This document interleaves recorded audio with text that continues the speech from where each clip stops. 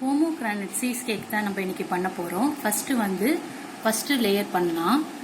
ஒரு 10 மேரி பிஸ்கெட்டை நம்ம எடுத்துட்டு பொடி பண்ணிட்டு வந்துடலாம். உள்ள 2 ஸ்பூன் பட்டர் எடுத்துக்கலாம். அந்த பொடிச்ச பிஸ்கெட்டையும் சேர்த்துக்கலாம். சேர்த்துட்டு நல்லா மிக்ஸ் பண்ணிக்கோங்க. இதுதான் நம்மளோட சீஸ் கேக்கோட ஃபஸ்ட்டு லேயர். பிஸ்கெட்டையும் பட்டரையும் நல்லா சேர்த்தாச்சு. 10 பிஸ்கெட்டுக்கு நான் ஒரு 3 ஸ்பூன் பட்டரை ஆட் பண்ணிட்டேன். இதை நம்ம ஃபஸ்ட்டு லேயராக இதில் போட்டுடலாம். இதை நான் பட்டர் தடவி ஏற்கனவே வச்சுருக்கேன். இதில் போட்டுடலாம். ஸ்பூன் வச்சு நல்லா ஸ்ப்ரெட் பண்ணிக்கோங்க. இதுதான் ஃபஸ்ட்டு லேயர். தெரியுதா? இதை நம்ம ஃப்ரீசரில் போய் வச்சுக்கலாம். அடுத்த லேயர் ரெடி பண்ணுறதுக்குள்ள லேயர் நம்ம சீஸ் பண்ணிக்கலாம். பாலை நல்லா கொதிக்க வச்சுட்டு லெமனை பிழிஞ்சிட்டா பால் திரிஞ்சிடும். அதை வடிகட்டி எடுத்தோன்னா இது போல் பன்னீர் மாதிரி கிடைக்கும். இதுவும் கூட நம்ம 3 டேபிள் ஸ்பூன் சர்க்கரையும் கொஞ்சோண்டு பாலும் போட்டு அரைச்சோன்னா சீஸ் ரெடி ஆகிடும். நல்லா அரைச்சிட்டு வந்தாச்சு. எப்படி ஸ்மூத் பேஸ்ட்டாக இருக்கு பாருங்கள். இதுதான் நம்மளுடைய செகண்ட் லேயர். இதை நம்ம அதில் ஊற்றிடலாம். லேயர் தெரியுது இல்லையா? நல்லா சீஸு அது கொஞ்சம் பபிள்ஸ் எல்லாம் தெரியுது. ஹேர் பபிள்ஸை நம்ம டூத் பிக் வச்சு அதை ரிலீஸ் பண்ணிடலாம்.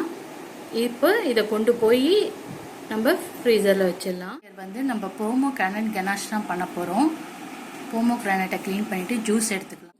போமோகிரானட் அரைச்சி ஒரு கிளாஸ்க்கு ஜூஸ் எடுத்தாச்சு. இது கூட 1 ஸ்பூன் பட்டர் போட்டுக்கலாம்.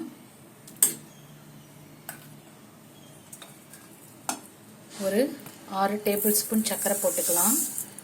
அடுப்பை பற்ற வச்சுட்டு ஸ்லோ ஃப்ளேமில் அந்த சர்க்கரை கரையிற வரைக்கும் குக் பண்ணிக்கலாம். 1 ஸ்பூன் கார்ன்ஃப்ளவரை தண்ணியில் கரைச்சி வச்சுருக்கோம்.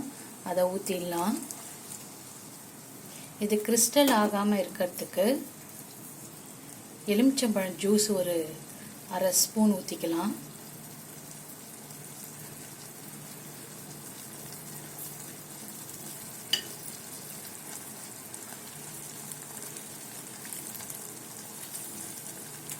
அவ்வளோதான்.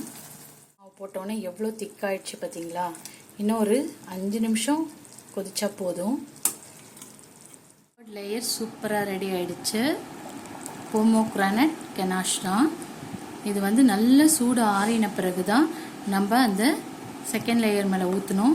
கொதிக்க ஊற்றிட்டீங்கன்னா அந்த லேயர்ஸு உங்களுக்கு தெரியாது. அதனால் இது நல்ல சூடு ஆறணும். அதே மாதிரி அந்த செகண்ட் லேயர் அதில் ஃப்ரிட்ஜில் செட் ஆகிருக்கணும். அதுக்கப்புறம் தான் நம்ம ஊற்ற முடியும். செகண்ட் லேயர் நல்லா செட் ஆகிடுச்சு. அது நல்லா ஃப்ரீஸ் ஆகிட்ட பிறகு தான் நீங்கள் தேர்ட் லேயர் ஊற்றணும். தேர்ட் லேயர் நல்லா ஆறி இருக்கணும். அதுவுமே ஆறி சூப்பராக இருக்கா?